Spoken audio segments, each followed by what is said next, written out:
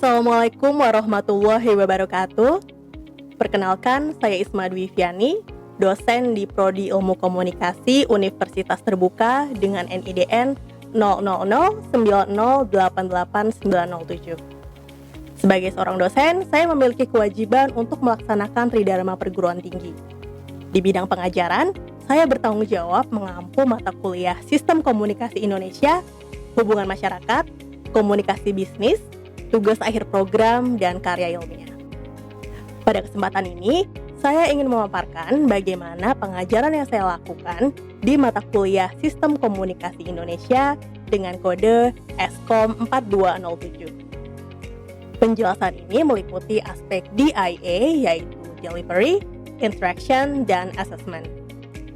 Mata kuliah Sistem Komunikasi Indonesia merupakan mata kuliah inti program studi dengan bobot 3 SKS yang membahas tentang landasan konseptual sistem komunikasi di Indonesia beserta kerangka normatif yang mengaturnya. Kemampuan yang diharapkan dari mahasiswa adalah mahasiswa mampu menganalisis berbagai peristiwa komunikasi berdasarkan kaidah dan norma sistem komunikasi Indonesia yang dibangun berdasarkan dua unsur utama, yaitu sistem komunikasi tradisional dan sistem komunikasi modern. Pada mata kuliah ini, mahasiswa akan mengkaji berbagai konsep dan sistem komunikasi Indonesia baik tradisional atau modern. Sub pokok bahasannya meliputi landasan konseptual sistem komunikasi Indonesia, sistem komunikasi tradisi lisan, infrastruktur komunikasi modern di Indonesia, sistem pers di Indonesia, sistem penyiaran televisi di Indonesia, sistem penyiaran radio di Indonesia, film dan sistem komunikasi Indonesia, dan sistem komunikasi dan juga media baru di Indonesia. Pengajaran yang saya lakukan menggunakan metode student-centered learning, antara lain dengan cara mendorong mahasiswa memanfaatkan sumber belajar yang tersedia di berbagai jaringan untuk mencapai tujuan pembelajarannya. Sebagai dosen di Universitas Terbuka, salah satu tanggung jawab saya adalah mengajar mata kuliah Sistem Komunikasi Indonesia dengan modus utama tutorial online berbasis LMS. Tutorial online mata kuliah Sistem Komunikasi Indonesia ini terdiri dari 8 sesi dan setiap sesinya berlangsung selama 2 minggu dan membahas 2 materi atau bahan kajian. Di dalam LMS, saya memberikan materi inisiasi berupa PowerPoint dan juga materi pengayaan dengan memanfaatkan Open Educational Resources atau OER. Selain menggunakan LMS sebagai metode pembelajaran utama, saya juga menyampaikan materi dalam metode ceramah atau presentasi menggunakan media Zoom Meeting. Metode ini digunakan untuk memperdalam materi yang sudah dipelajari oleh mahasiswa melalui LMS. Selain itu, metode ini saya gunakan sebagai bentuk interaksi untuk meningkatkan student engagement dalam pembelajaran jarak jauh. Tidak hanya itu, di luar kelas tutorial, mahasiswa juga dapat belajar secara mandiri menggunakan buku materi pokok atau BMP sebagai sumber materi utama. Dan perlu saya sampaikan juga bahwa Universitas Terbuka merupakan perguruan tinggi dengan sistem terbuka dan jarak jauh, memiliki beberapa layanan pembelajaran yang disesuaikan dengan kebutuhan dan gaya belajar mahasiswa. Mahasiswa dapat memilih layanan pembelajaran dengan modus sinkronus seperti tutorial tatap muka dan juga tutorial webinar. Selain itu, mahasiswa juga dapat memilih layanan pembelajaran dengan modus asinkronus seperti tutorial online berbasis LMS. Dalam pemberian tugas, saya menggunakan metode case method yang mengedepankan keterampilan berpikir kritis mahasiswa untuk memecahkan kasus atau masalah. Penilaian pada mata kuliah Sistem Komunikasi Indonesia menggunakan ujian akhir semester dengan bobot 70% dan nilai dari seluruh rangkaian aktivitas tutorial sebesar 30% yang terdiri dari tugas tutorial dan juga nilai kehadiran. Berikut ini saya tampilkan video pengajaran yang saya lakukan di mata kuliah Sistem Komunikasi Indonesia. Selamat menyaksikan. Assalamualaikum warahmatullahi wabarakatuh. Waalaikumsalam warahmatullahi wabarakatuh. Ya, selamat siang teman-teman. Bagaimana kabarnya semua? Alhamdulillah. Alhamdulillah, Bu. Sehat? Ya, mudah-mudahan masih semangat terus nih, karena nggak terasa kita sudah hampir sampai ya di ujung perkuliahan mata kuliah Sistem Komunikasi Indonesia, dan saya harap teman-teman masih terus semangat hingga sesi akhir di perkuliahan ini. Dan di pertemuan kali ini kita akan membahas materi yang sebetulnya masih berkaitan ya dengan pembahasan kita di beberapa sesi yang lalu. Dan ini berkaitan dengan sistem komunikasi modern. Masih ingat ya teman-teman dengan materi tentang sistem komunikasi modern? Dan untuk pertemuan ini nanti kita sudah masuk ke pembahasan tentang media baru. Jadi sebelumnya kita membahas tentang media konvensional, namun dikategorikan sebagai sistem komunikasi modern seperti pers, kemudian penyiaran televisi, kemudian penyiaran radio. Nah, sekarang kita sudah masuk ke bentuk media yang terbaru saat ini yang disebut sebagai media baru. Dan untuk pengayaan kali ini, kita akan fokus pada aspek digitalisasi dan juga konvergensi media sebagai bentuk dari dinamika media baru saat ini, seperti itu ya. Dan sepertinya sudah bisa kita mulai ya teman-teman untuk menyimak materi pada siang hari ini. Ya. Apakah tampilannya sudah terlihat di layar teman-teman? Terlihat, Bu. Sudah terlihat ya? Ya, Bu. Oke, baik. Nah, tadi seperti sudah saya sampaikan bahwa materi hari ini berkaitan dengan dinamika media baru dan fokus ke pembahasan tentang digitalisasi dan juga konvergensi media. Dan untuk pertemuan kali ini merupakan bentuk dari materi pengayaan yang saya berikan, karena teman-teman tentunya sudah mempelajari banyak materi yang sudah saya share gitu ya di e-learning. Nanti teman-teman juga bisa menggali lebih lanjut tentang materi pada hari ini. Oke, dan untuk hari ini, teman-teman, setelah mengikuti perkuliahan ini, teman-teman diharapkan bisa menganalisis sistem komunikasi Indonesia dalam dinamika media baru. Dan nanti indikator keberhasilannya adalah mahasiswa mampu menganalisis fenomena digitalisasi dan juga konvergensi media di Indonesia. Dan untuk referensi utama yang bisa teman-teman gunakan adalah BMP Eskom 4207 yang sudah teman-teman pakai juga ya selama perkuliahan ini. Oke, nah ini langsung masuk ke pembahasan kita ya. Jadi teman-teman nih, saya bawa gambar nih yang bisa teman-teman lihat di layar. Nah, kalau lihat gambar ini, sebetulnya apa sih yang terlintas di pikiran teman-teman? Ini kan kayaknya ikon-ikon yang sudah sering teman-teman lihat gitu ya, sehari-hari. Mungkin ada yang bisa menjawab? Mohon izin, mungkin saya, Bu. Oh iya, silakan Mas Rendra.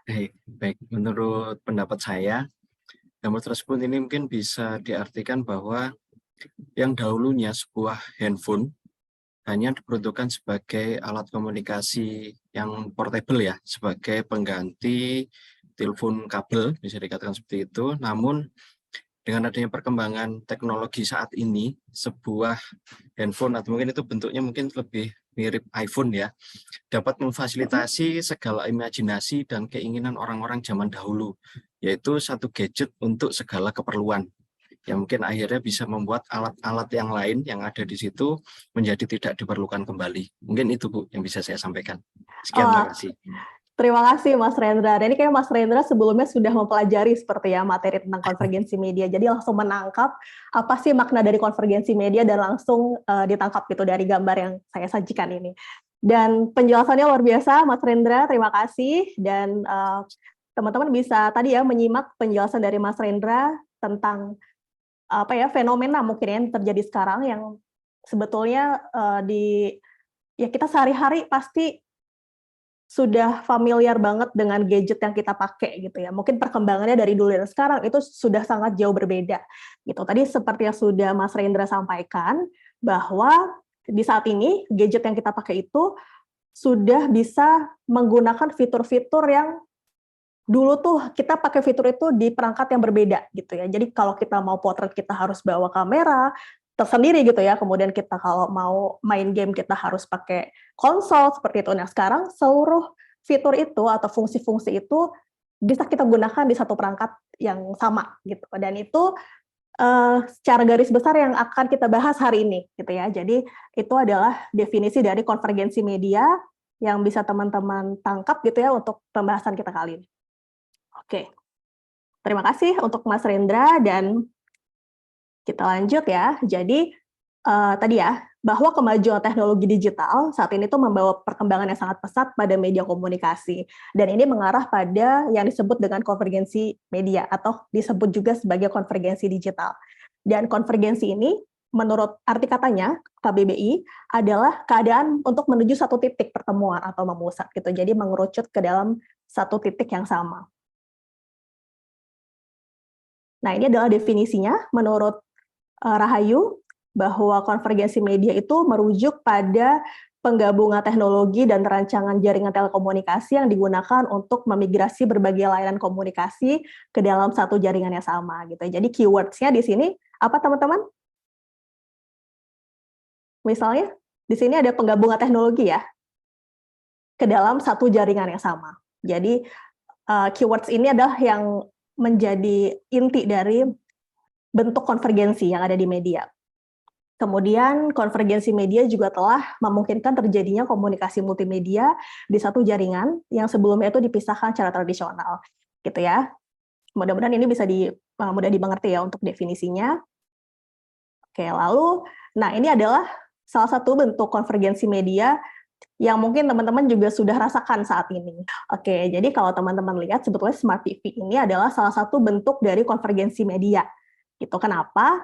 Karena dia menggabungkan gitu ya antara teknologi televisi untuk menonton dan juga beberapa fitur yang biasa kita gunakan melalui smartphone gitu. Jadi Smart TV dilengkapi dengan fitur selain untuk menyaksikan siaran TV mungkin sekarang udah digital ya, dulu analog, dan juga untuk mengakses beberapa aplikasi yang biasa kita pakai di handphone seperti Netflix, YouTube, Facebook gitu. Dan teman-teman ini sebetulnya proses konvergensi ini juga tidak berlangsung baru-baru ini saja, karena kalau teman-teman perhatikan misalnya televisi aja yang sebelah kiri nih yang analog itu juga sebetulnya bentuk dari konvergensi media. Kenapa? Karena teknologinya menggabungkan antara visual dan juga audio. Perkembangannya misal televisi menggabungkan audio dan visual jadi video gitu ya. Dan begitu sampai sekarang terjadi bentuk-bentuk konvergensi yang sangat luas dan sangat beragam.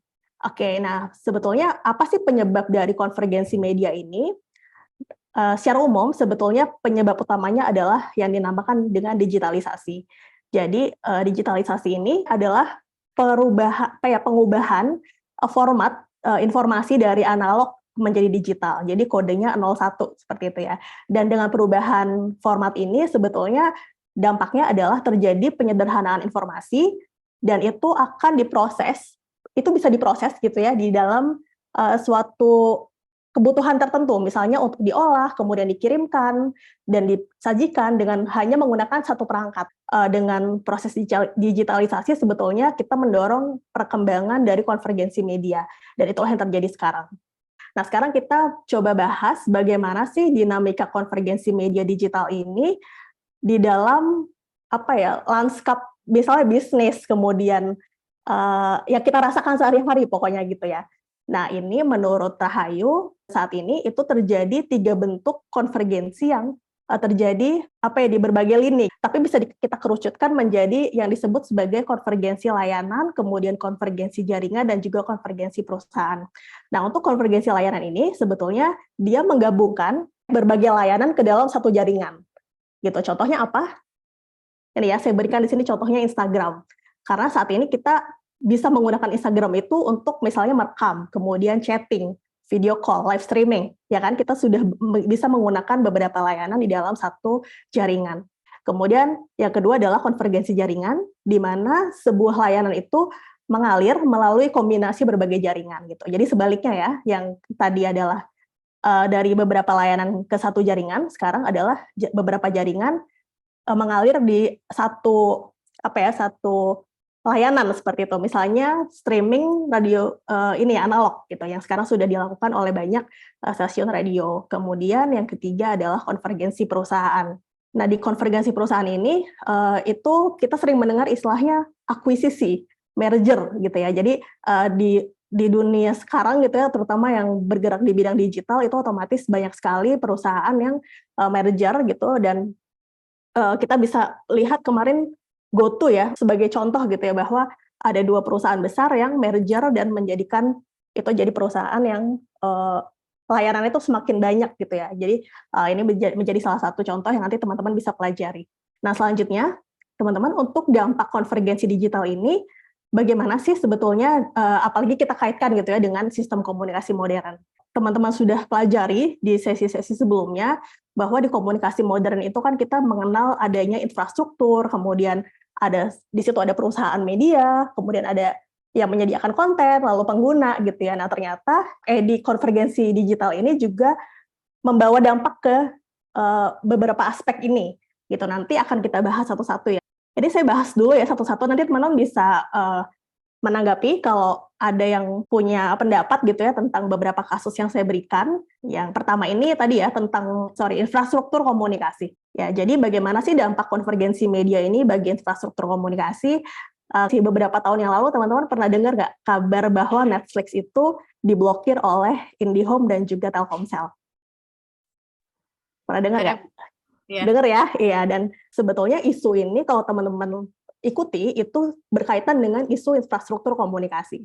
Kenapa? Jadi bukan waktu Netflix aja, jadi sebelumnya kan kita banyak sekali kedatangan layanan OTT ya, misalnya YouTube, kemudian Facebook juga OTT, Netflix. Nah, itu sebetulnya membutuhkan infrastruktur yang sangat kuat gitu untuk menopang operasional mereka. Jadi kalau kita misalnya pengguna di sini kita mengakses Netflix, itu otomatis kita harus membutuhkan data yang sangat besar gitu ya untuk mengakses gitu. Nah, akibatnya saat itu operator-operator jaringan itu harus memperluas atau meningkatkan kapasitas saluran mereka. Nah, padahal untuk meningkatkan kapasitas itu dibutuhkan biaya yang sangat tinggi. Jadi ini adalah suatu bentuk protes dari beberapa operator untuk bagi perusahaan-perusahaan OTT gitu ya, agar mereka tidak hanya datang ke Indonesia tanpa memberikan kontribusi apapun gitu. Intinya perusahaan-perusahaan OTT ini harus memberikan kontribusi juga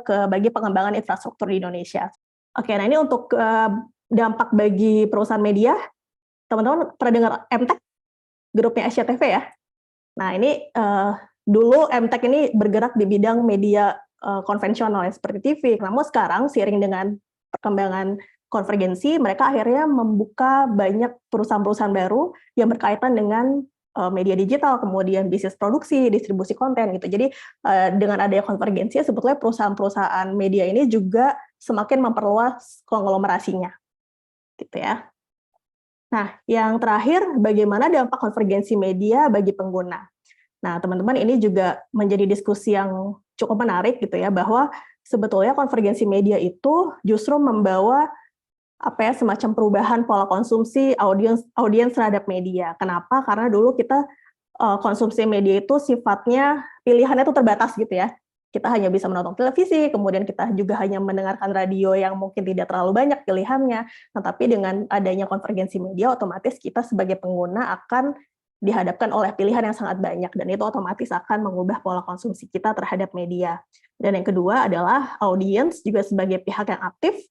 Jadi karena sebelumnya kita cenderung sebagai penonton yang pasif gitu ya, penonton TV, kita tidak bisa kayak memberikan feedback ke televisinya kan, kita otomatis menjadi penonton yang pasif. Nah, dengan adanya konvergensi media sebetulnya kita menjadi audiens yang bisa aktif dan powerful dan juga berperan sebagai komunikator. Jadi kita juga bisa berperan sebagai media itu sendiri.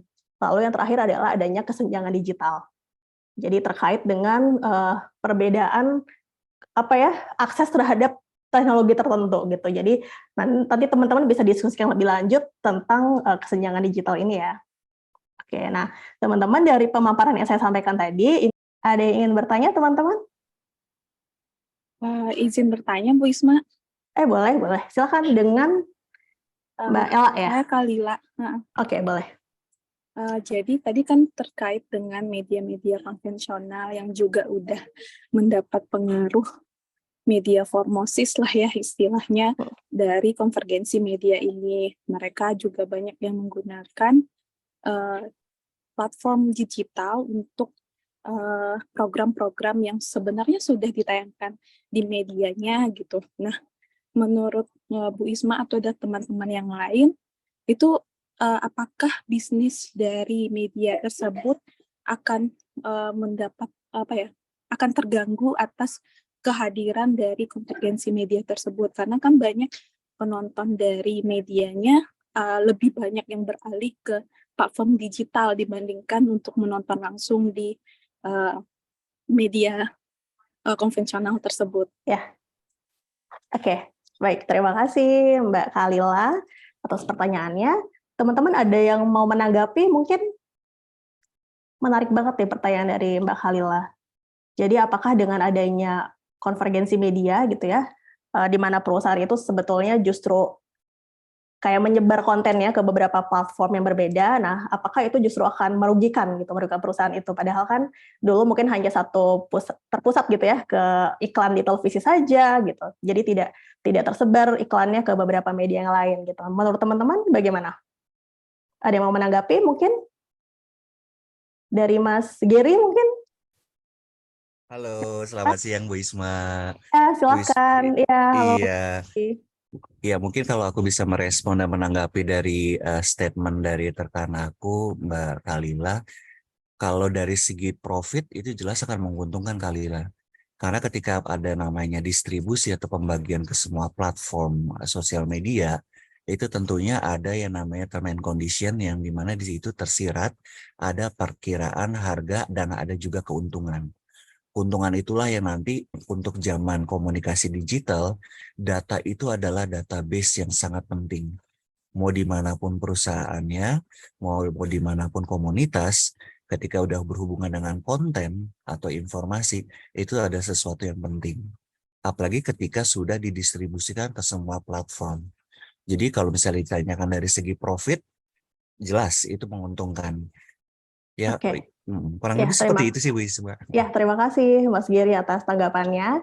Ya, jadi memang diskusi tentang apakah konvergensi media ini menguntungkan ibaratnya konglomerasi gitu ya yang dilakukan oleh beberapa media sebetulnya kalau saya bisa menanggapi kalau kita lihat data dari Nielsen misalnya sekarang mungkin sedikit ada pergeseran gitu ya yang sebelumnya didominasi penonton itu didominasi oleh penonton televisi, sekarang sudah banyak yang beralih ke media digital. Tapi ternyata kalau kita lihat lebih lanjut, sebetulnya profil dari setiap audiens ini berbeda-beda gitu. Jadi tentunya kalau menurut saya untuk saat ini gitu ya, untuk saat ini belum terlalu merugikan pihak medianya karena sebetulnya segmentasi dari setiap media itu akan berbeda-beda dan otomatis nanti pemasang iklan pun akan punya lebih banyak pilihan gitu sekarang untuk memilih media mana yang mau mereka gunakan untuk memasang iklan gitu ya. Tapi di sisi lain juga menurut saya pergerakan dari perubahan dari karakteristik audiens itu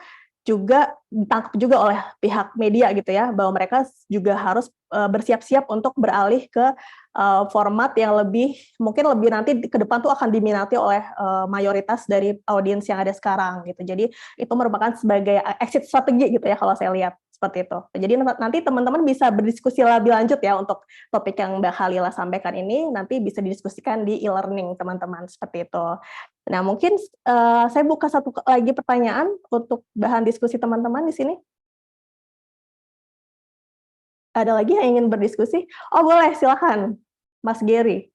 Baik, ini ada satu materi yang saya tertarik untuk membahas dengan Ibu nih, Bu ya, tentang akses atau aksesibilitas dari masyarakat untuk terhubung dengan teknologi. Lalu bagaimana dari pandangan dari Bu Isma mengenai tentang masyarakat marginal dalam mengakses teknologi? Karena karena masyarakat itu sendiri kan unik ya dengan ada yang mungkin ada juga masyarakat yang punya sumber daya terbatas. Ini bagaimana Bu Isma menanggapinya? Dan saya ada 2 pertanyaan, mohon maaf Bu Isma. Yang kedua, bagaimana pandangan dari Bu Isma perihal dari konvergensi media terhadap adanya ya ini Bu, seperti monopoli komunikasi. Ya, jadi mengakibatkan adanya sentral yang saya khawatir karena ini menjadi satu concern buat saya dan teman-teman saya waktu itu seperti jadi pembahasan karena ini bisa jadi sebagai salah satu alat untuk kepentingan apapun. Entah itu kepentingan politis atau mungkin hal yang lebih dalam lagi. Baik, untuk waktunya mungkin Bu Isma bisa diutarakan. Terima kasih Bu Isma. Ya, terima kasih Mas Gary untuk pemantik diskusinya. Dan mungkin langsung saya tanggapi, sebenarnya saya juga ingin memantik teman-teman untuk mendiskusikan ini lebih lanjut ya, karena kita terbatas oleh waktu, tapi teman-teman nanti bisa berdiskusi lebih lanjut di e-learning. Jadi tadi Mas Gary sudah menyampaikan concern-nya gitu ya ke dalam isu marginalisasi masyarakat kepada akses teknologi, terhadap akses teknologi seperti itu. Nah sebetulnya kalau kita bicara tentang marginalisasi masyarakat kepada akses teknologi, kita sekarang menyebutnya sebagai ini yang tampil di layar sekarang, yaitu kesenjangan digital atau digital divide. Jadi bagaimana di masyarakat itu terjadi semacam ada dua kutub gitu ya, masyarakatnya yang sangat bisa mengakses teknologi dan juga tidak bisa mengakses teknologi. Dan ini tentu saja menurut saya pribadi gitu ya, dan teman-teman nanti bisa mendiskusikan lebih lanjut, kesenjangan digital ini itu ada dua aspek yang harus ditindaklanjuti. Yang pertama adalah tentang kesenjangan aksesnya, yaitu terhadap infrastrukturnya. Yang kedua adalah kesenjangan terhadap pengetahuan untuk mengakses teknologi itu. Nah, bagaimana caranya dua hal ini bisa diselesaikan gitu ya? Bagaimana kesenjangan terhadap akses ini bisa diselesaikan, kemudian bagaimana pengetahuan masyarakat tentang cara mengakses media itu bisa ditingkatkan. Nah, itu teman-teman nanti diskusikan di e-learning ya setelah ini. Oke. Nah, yang kedua, saya mau mengaitkan juga dengan monopoli komunikasi tadi yang sudah dijelaskan oleh Mas Gary. Jadi, kalau kita berbicara monopoli komunikasi, sebetulnya kita bisa mengaitkannya ke dalam monopoli kepemilikan media gitu ya. Jadi yang tadi berkaitan dengan konglomerasi media, tadi juga sudah disinggung oleh Mbak Ella. Jadi sebetulnya untuk praktik-praktik konglomerasi ini isunya adalah harusnya media di Indonesia itu punya yang namanya diversity of ownership. Jadi kepemilikan yang beragam. Efeknya apa? Sebetulnya dengan kepemilikan beragam itu adalah harapannya juga ada konten yang beragam dan yang bisa memihak kepada kepentingan dari publik. Gitu. Jadi tidak hanya pemilik media saja yang diuntungkan dari adanya konglomerasi media ini. Dan bagaimana cara agar diskusinya mungkin lebih ke sini sih. Apakah konglomerasi media tadi yang monopoli kepemilikan media itu justru di sekarang tuh sudah sedikit berkurang karena kan kita ada banyak pilihan media ya sekarang ya. Jadi setiap orang itu bisa membuat media.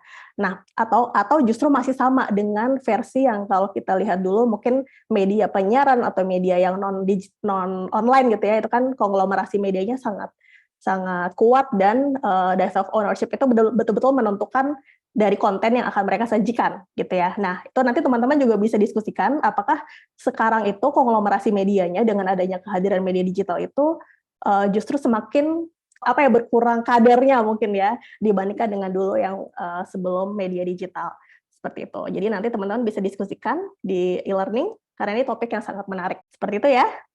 Oke, terima kasih Mas Gary untuk pemantik diskusinya. Ya mungkin teman-teman ada yang mau menyampaikan kesimpulannya? Saya Bu. Oh boleh.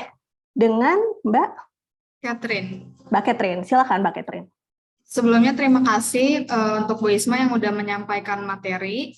Jadi berdasarkan dari materi yang telah dipaparkan dan diskusi yang telah kita lakukan tadi, saya dapat menarik kesimpulan bahwa perkembangan media harus berorientasi dalam menciptakan masyarakat yang terdidik dengan menyediakan informasi sesuai dengan orientasi publik dan ruang publik guna memberi kesempatan warga negara atau konsumen untuk berpartisipasi. Konvergensi dan digitalisasi media merupakan bagian dari tantangan media yang tidak dapat dihindari. Adanya konvergensi memaksa dan menekan industri media untuk menghasilkan bisnis yang melampaui media konvensional, yakni multi-platform. Media ditantang mampu menyediakan berbagai akses informasi maupun hiburan yang sesuai dengan kebutuhan masyarakat dan mudah diakses khalayak. Oke. Terima kasih Mbak Catherine untuk kesimpulannya. Luar biasa ya. Dan saya lihat juga Mbak Catherine sudah banyak mempelajari materi tentang konvergensi ya yang sudah saya sampaikan. Kesimpulannya luar biasa, teman-teman nanti bisa review kembali ya yang tadi sudah disampaikan oleh Mbak Catherine. Gitu. Baik teman-teman, ini sepertinya kita sudah terkendala oleh waktu ya. Pengen diskusi lebih lanjut tapi kita punya keterbatasan waktu untuk pertemuan kali ini. Jadi saya izin akhiri ya teman-teman untuk sesi ini, nanti kita bisa lanjutkan diskusinya di e-learning. Oke, sebelum saya akhiri, saya juga ingatkan ke teman-teman untuk mempelajari BMP dan juga materi-materi yang sudah saya berikan gitu ya di e-learning, dan teman-teman juga bisa aktif bertanya dan juga berdiskusi di laman forum seperti biasa. Dan saya sampaikan terima kasih teman-teman, semoga pertemuan kali ini bisa bermanfaat. Terima kasih ya teman-teman, sampai jumpa, tetap semangat.